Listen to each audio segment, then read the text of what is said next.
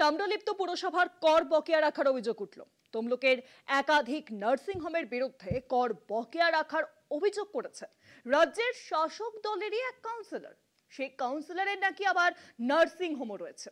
সেই নার্সিং হোমের করই বাকি রাখার অভিযোগ উঠেছে। কর বকেয়া নিয়ে কটাক্ষ করেছে বিজেপি। বকেয়া না মেটালে পুজোর পরে ব্যবস্থা নেওয়ার আশ্বাস দিয়েছে চেয়ারম্যান। পুরসভার প্রায় 2 কোটি টাকা রাজস্ব বাকি। সমাজ মাধ্যমে বিস্ফোরক অভিযোগ শাসক দলের এক কাউন্সিলরের।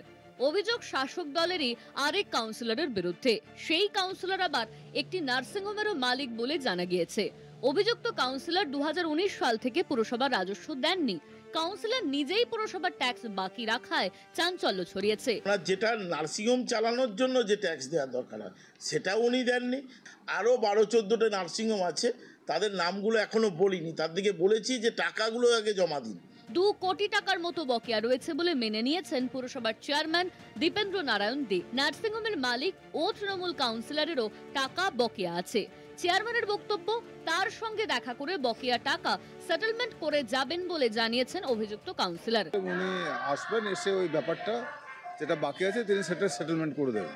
এর মধ্যে বিভিন্ন নার্সিংহোম রয়েছে, বিভিন্ন সরকারি সংস্থা রয়েছে এবং বিভিন্ন পার্সোনাল বাড়ি রয়েছে, অনেক কমার্শিয়াল কমপ্লেক্স রয়েছে, সব মিলিয়ে এই টাকাটা বাকি রয়েছে। এই নিয়ে কটাক্ষ করেছে বিজেপি।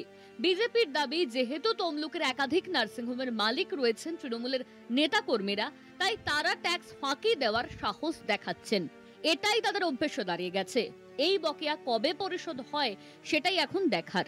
বকেয়া পরিশোধ না হলে পুজোর পরে ব্যবস্থা নেওয়ার আশ্বাস চেয়ারম্যানের। সৌম্যজিৎ চট্টোপাধ্যায়ের রিপোর্ট, কলকাতা টিভি।